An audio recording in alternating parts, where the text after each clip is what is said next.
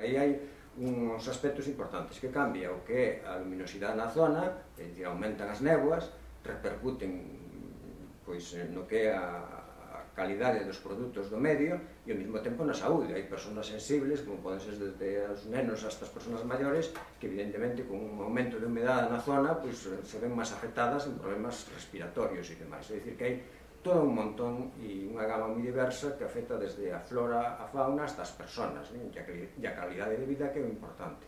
Vamos a solicitar que esa declaración de impacto ambiental emitida no seu momento con datos sin actualizar, só unha parte da información é a que se utilizou para propoñer o enchido forzado da mina como única alternativa, pois que revise esa declaración de impacto, se ten feito en outras ocasións, para que se investiguen todos os posibles efectos, nomeadamente os sísmicos, e garantir a seguridade ambiental expirada, cousa que entendemos que non queda suficientemente garantida coa opción que se tomou no seu momento. E para iso se necesita dunha investigación independente.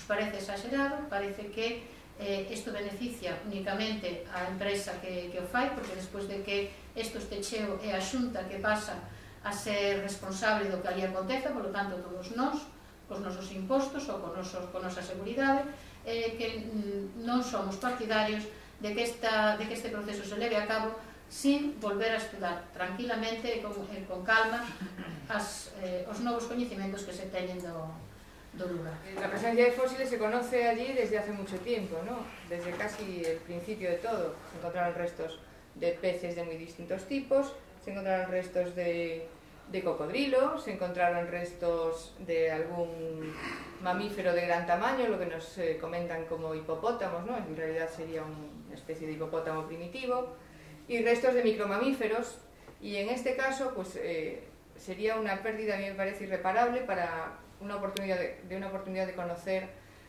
cómo ocurrieron esos últimos millones de años, estamos hablando entre 28 y 20 millones de años o algo así, donde probablemente el registro, por los datos que se conocen de sitios muy puntuales, el registro debe ser muy bueno y muy continuo para poder hacer una reconstrucción ambiental. Previsións que hai para o preenchido destas lagoas é de chegar a 200 metros. 200 metros é unha presión hidrostática terrible. A auga, con esa presión hidrostática, pode meterse a través das fracturas e pode movelas e pode levantalas.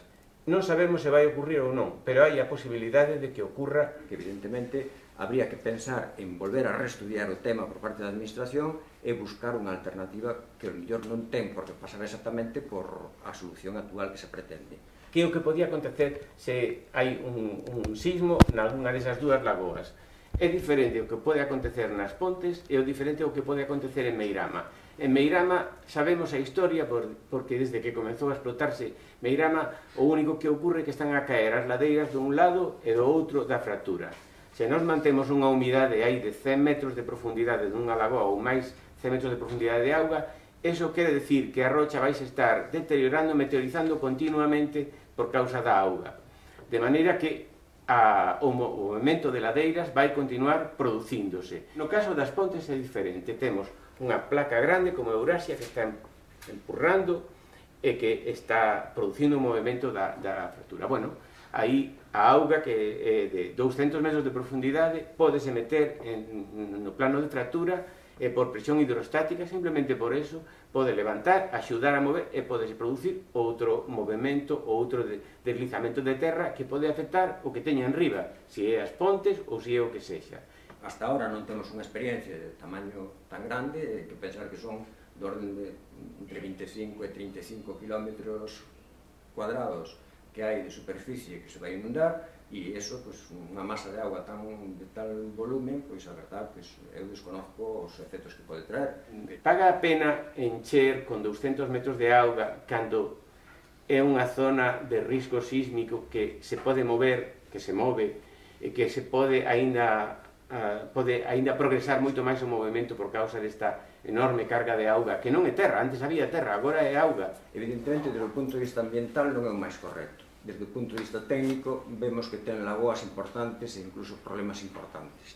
Entón, evidentemente, é para replantexarse, non? A poboación que pode ser afectada é unha poboación grande, a probabilidade de que aconteza o risco se está incrementando e a vulnerabilidade da zona non está garantida.